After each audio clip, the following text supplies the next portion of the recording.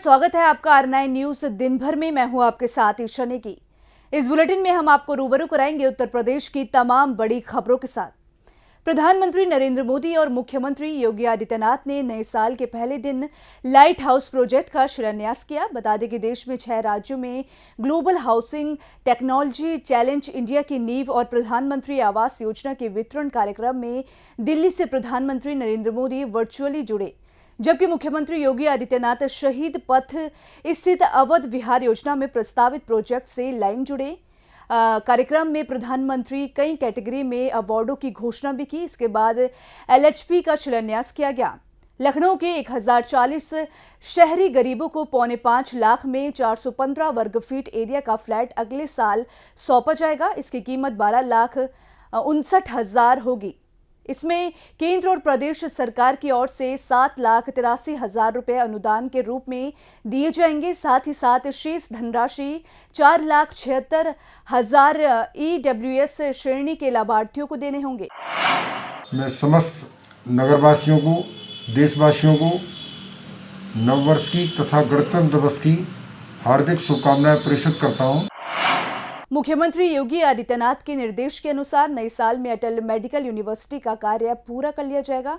बता दें कि जिससे एक और यूपी के दूसरे मेडिकल कॉलेजों की संबद्धता आसानी से मिल सकेगी, तो वहीं दूसरी ओर छात्र छात्राओं की सुविधाओं में भी इजाफा होगा। बता दें कि अटल बिहारी वाजपेयी मेडिकल यूनिवर्सिटी में प्रथम चरण में दूसरे मेडिकल कॉलेजों को संबद्धता दी जाएगी, तो वहीं दूसरे चरण में छात्र छात्राएं MBBS की पढ़ाई भी यहां से कर सकेंगे। इसका खाका संस्था ना और प्रशासन की ओर से तैयार कर लिया जाएगा और अटल बिहारी वाजपेयी मेडिकल यूनिवर्सिटी लखनऊ के चक गंजरिया में 50 एकड़ भूमि पर तैयार की जा रही है, जिसका निर्माण कार्य इस साल के अंत तक पूरा कर लिया जाएगा। लगभग 200 करोड़ रुपए की लागत से बनने वाली इस यूनिवर्सिटी में 20 एकड़ भूमि पर एकेडमिक ब्लॉक का निर्माण भी किया जाएगा। कुलपति डॉक्टर AK सिंह ने बताया कि परिसर में एक भव्य ऑडिटोरियम बनेगा, जिसमें 2,500 लोग बैठ सकेंगे। इसके साथ ही परिसर में कुलपति, डॉक्टर और दूसरे अधिकारियों और कर्मचारियों के लिए आवासीय व्यवस्था के लिए आवासों का निर्माण भी किया जाएगा। इन निर्माण कार्यों की जिम्मेदारी लोक निर्माण विभाग को दी जाएगी। प्रदेश में कोरोना के नए स्ट्रेन के मरीज के मिलने के बाद सरकार ने सतर्कता बरतनी शुरू कर दी है। इसी कड़ी में यूपी में 4 मेडिकल कॉलेजों को स्ट्रेन की जांच के लिए चुना गया है। BHU के माइक्रोबायोलॉजी लैब में जनवरी के आखिरी हफ्ते में जांच शुरू हो सकती है। कोरोना स्ट्रेन से जुड़े मरीजों को फायदा मिलेगा। आपको बता दें कि माइक्रोबायोलॉजी डिपार्टमेंट के प्रोफेसर डॉक्टर गोपाल नाथ ने बताया कि हम लोग तैयारी में लगे हुए हैं। जनवरी लास्ट या फरवरी फर्स्ट वीक में जांच शुरू हो जाएगी। पूरे विश्व में इन दिनों कोरोना के नए स्ट्रेन को लेकर मेडिकल साइंस में चुनौतियों को बढ़ा दिया है। मेरठ में पहला मरीज मिलने से यूपी सरकार ने भी तैयारियां शुरू कर दी है। इसी के लिए लखनऊ, वाराणसी समेत 4 जगहों पर लैब में इसकी जांच की तैयारियां चल रही है। जानकारी के लिए आपको बता दें कि ब्रिटेन में संक्रमण के साथ स्ट्रेन के मरीजों की संख्या में इजाफा हो रहा है। संक्रमण का पता चलने के बाद जिले में अब तक कुल 46 यात्री ब्रिटेन, नाइजीरिया, UK से आए हैं। 23 नवंबर से 8 दिसंबर तक के 21 यात्री में कोई भी लक्षण नहीं मिला है। बाकी सभी पर स्वास्थ्य विभाग की नजर है। अब खबर गाजियाबाद से है, जहां जिला अधिकारी अजय शंकर पांडे ने स्वास्थ्य विभाग के साथ दूसरे अधिकारियों के साथ कोरोना कंट्रोल रूम में नववर्ष 2021 का स्वागत किया और इस दौरान कोरोना कंट्रोल रूम को फुल मालाओं से सजाया है। बता दें कि कोरोना महामारी में कोरोना वॉरियर्स के रूप में काम करने वाले स्वास्थ्य विभाग के लोगों को जिलाधिकारी ने सम्मानित किया। साथ ही एक नया पोस्टर जारी किया जिसमें वैक्सीन को लेकर खुशी जताई गई है। वह इस अवसर पर सभी लोग बेहद खुश दिखाई दिए। इसके साथ ही गाजियाबाद के DM डॉक्टर अजय शंकर पांडे ने कहा है कि पिछले साल में हमें बहुत कुछ सीखने को मिला है और इस बार हमें पुराने साल की परेशानियों को पीछे छोड़ते हुए नई कहानी लिखनी है। गाजियाबाद में मकान दिलाने के नाम पर 22.5 लाख रुपए की ठगी के आरोप में सिहानी गेट पुलिस ने GDA के कनिष्ठ सहायक शोभित शर्मा को गिरफ्तार किया है। पुलिस को सूचना मिली थी कि आरोपी कनिष्ठ सहायक केस की जानकारी करने GDA दफ्तर में आया हुआ था। कार्यालय से बाहर निकलने ते ही पुलिस ने उसे दबोच लिया। बता दें कि सिहानी गेट एसएचओ गोपाल शर्मा ने बताया कि आरोपी शोभित शर्मा जीडीए उपाध्यक्ष कार्यालय में कनिष्ठ सहायक के पद पर नियुक्त था। उसी दौरान उस पर मधुबन बापू धाम योजना में मकान दिलाने के नाम पर 22,50,000 रुपए की ठगी का आरोप लगा था। पीड़ित की तहरीर पर केस दर्ज कर लिया गया है। तभी से आरोपी कनिष्ठ सहायक फरार चल रहा था और आरोपी शोभित शर्मा जीडीए कार्यालय में अपने केस के संबंध में जानकारी प्राप्त करने के लिए आया था। तभी एसआई बलराम सिंह सेंगर और अन्य पुलिसकर्मियों ने दबिश देकर शोभित शर्मा को गिरफ्तार कर लिया। योगी सरकार धान के खरीद और भुगतान को लेकर अब गंभीरता दिखा रही है। आपको बता दें कि लेकिन सिद्धार्थनगर में खरीद केंद्रों के जिम्मेदार इसमें गंभीरता नहीं दिखा रहे हैं। ताजा मामला जोगिया धान क्रय केंद्र का है, जहां पर कई किसानों ने प्रदर्शन किया, साथ ही साथ क्रय केंद्रों को घंटों तक घेर डाला। वहीं मौजूद किसानों ने आरोप लगाया है कि 2 महीने से चक्कर लगा रहे हैं लेकिन उनके धान की खरीद नहीं हो पा रही है। वहीं वहां पर मौजूद एक किसान ने क्रय केंद्रों के कर्मचारियों पर आरोप लगाया है कि उनके 67 क्विंटल धान की खरीद में धान ओसवाई और पल्लेदारी के नाम पर 3500 से 4,000 रुपए उसके खाते में काटकर उसका भुगतान किया गया है। लेकिन केंद्र प्रभारी ने मामले को लेकर बताया कि जो किसान आरोप लगा रहे हैं उनका टोकन नंबर लगा था लेकिन वो उस दिन पर मौजूद नहीं थे। पहले लगा था, अब याद नहीं है। कितने दिन पर कितना अरे 2 महीना तो 1.5 महीना हो गया। 2 महीना पहले नंबर लगा। हाँ, 1.5-2 महीना तो कितना धान बेचा आपने? 59 कुंटल। महीना हो गया यहाँ पेपर सबमिट किए हुए धान का। यही टाइम दिया गया 1 हफ्ते बाद। जब भी 25 बार यहाँ दौड़ के आए, उसके बाद फिर काल भी 50 बार बात हुई। यही हुआ कि 10 दिन रुक जाओ, 2 दिन रुक जाओ, 4 दिन रुक जाओ, गोदाम नहीं है। अब फिर बोले कि कांटे पे चले जाओ। वहाँ गया 300 रुपये कुंटल मांग रहे हैं। यही है इनका ड्रामा खाली। 3 महीने से 2.5 महीने चक्कर लगा रहे हैं यहाँ पे। आज भी कॉल किए तब आज भी कह रहे हैं कि ठीक है, नहीं हो पाएगा, अभी बाद में बताएंगे, टाइम होगा तब बताएंगे, गोदाम नहीं है। धान तोल गया 67 कुंटल 20 किलो और उसमें हमारे खाते में गया तो उसमें हमारे 21,000 और 893 रुपया गया है। किस रेट से गया पैसा? 1868 के रेट है। अच्छा, उसके बाद आपसे पैसा भी लिया गया यहाँ से? नहीं, उसको तो पैसा लिए रहे खाली तौलुआई और तौलुआ के नाम पे कितना पैसा लिए थे? और ले रहे हैं लगभग 3,000 रुपया, 40 रुपया कुंटल तौलुआई वो सोन मिला है। 40 रुपया कुंटल तौलुआ के नाम पे लिए थे? नहीं, वो सुवाई उसे 15 रुपया कुंटल और 25 रुपया वो तौलुआई। मतलब 40 रुपया हाँ, आपसे लिया गया। 40 रुपया वो ले गया कुंटल पीछे। हाँ। और उसके बाद में है 3500 रुपया उसमें काट लिया, हमारे 25,000 कुछ रुपया बनता रहा। हाँ, तो उनकी समस्या थी, वो हमसे मिले थे। तो अब चूँकि बीच में उनके वही पत्नी की डिलीवरी वगैरह थी तो वो बीच में डिस्किप हो गए। तो दोबारा हम उनका नंबर लगाएंगे और दोबारा उनकी तौल हो जाएगी। तो ऐसा क्यों हो रहा है? दोबारा नंबर क्यों लगाया? जैसे क्या है कि जिस टोकन नंबर पे उनका, जिस दिन का नंबर टोकन का है उस दिन यदि वो नहीं आ पाए तो उसके बदले कोई और किसान आ गया। जैसे छोटे 10 कुंटल से जितने भी कम किसान हैं या 15 कुंटल या 20 कुंटल, उनका नंबर मैं नहीं लगाता हूँ। उनको जैसे ही मौका मिलता है बुला के उनकी तौल करा देता हूँ। और इनका यदि स्किप हो गए हैं तो इनका फिर दोबारा जब टोकन नंबर आएगा तुरंत तौल हो जाएगा। या ऐसे ही कोई भी स्किप करेगा? दौड़ चुके हैं 2 महीना, अभी और दौड़ेंगे? नहीं, ऐसा नहीं है। इनकी तौल करानी हमारी जिम्मेदारी है, इनकी तौल कराएंगे। जिम्मेदारी तो आपकी है। हाँ। जिम्मेदारी आप निर्वहन कहाँ कर रहे हैं? कर रहे हैं, करेंगे, पूरी कोशिश कर रहे हैं। अब 1 या 2 लोग हैं, इनकी तौल करा दूंगा मैं।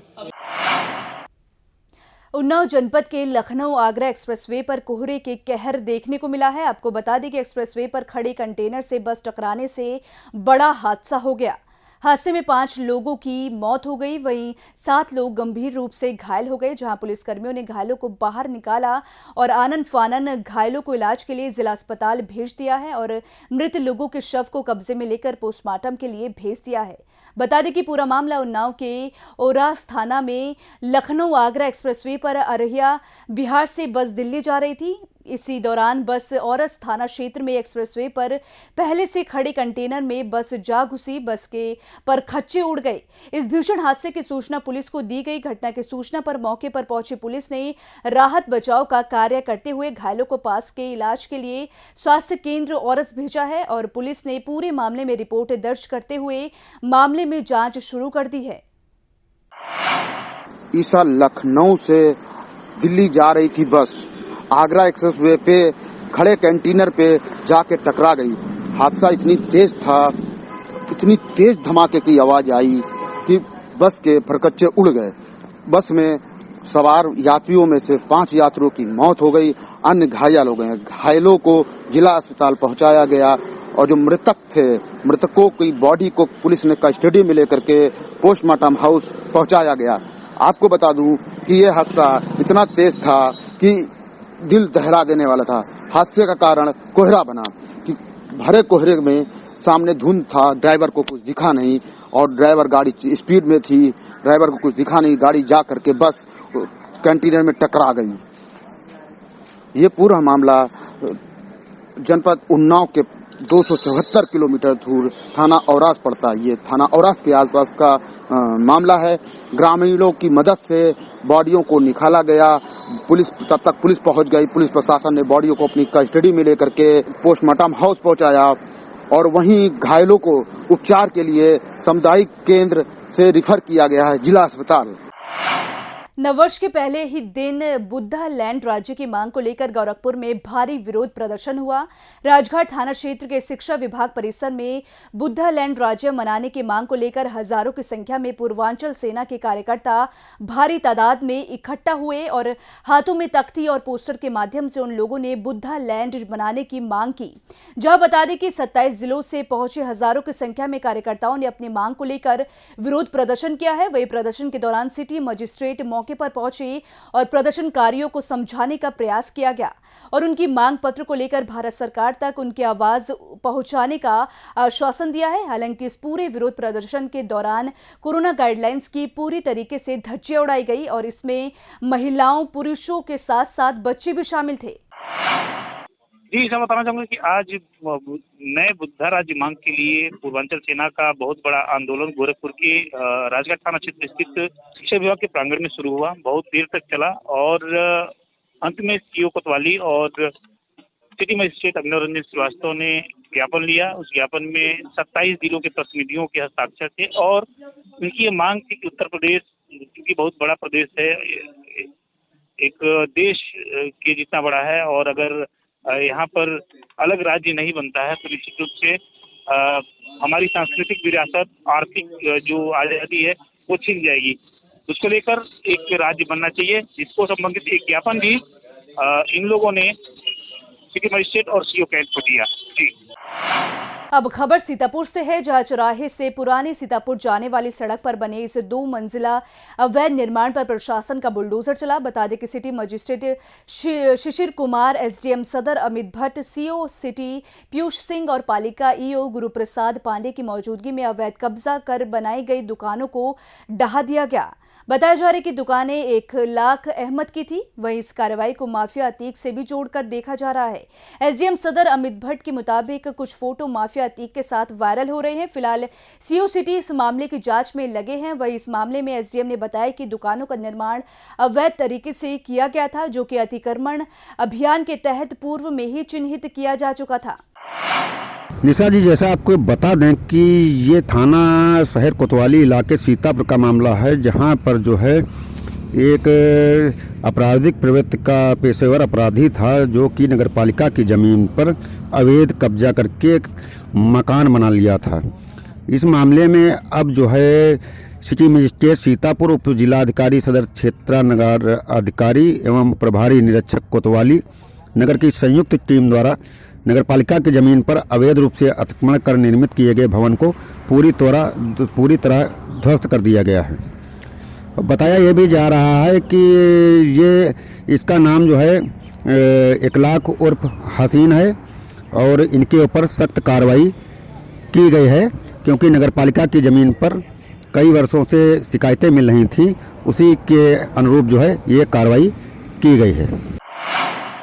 नए साल के मौके पर जहां प्रशासन ने कोरोना गाइडलाइंस का पालन करने और सोशल डिस्टेंसिंग का पालन करने की अपील करते हुए दिशा निर्देश जारी किए थे, तो वहीं नए साल के जश्न में कोरोना गाइडलाइंस की सरेआम धज्जियां उड़ाई गई और साल के पहले ही दिन चिड़ियाघर पहुंचे लोगों को वजह से लखनऊ को जाम की समस्या से दो चार होना पड़ा और लोगों की भारी भीड़ समस्या से परेशानी उठानी पड़ी। इसके साथ ही ट्रैफिक पुलिस की लापरवाही भी सामने आई है। बुलेटिन में मेरे साथ फिलहाल इतना ही। आप बने रहिए RNI न्यूज़ के साथ।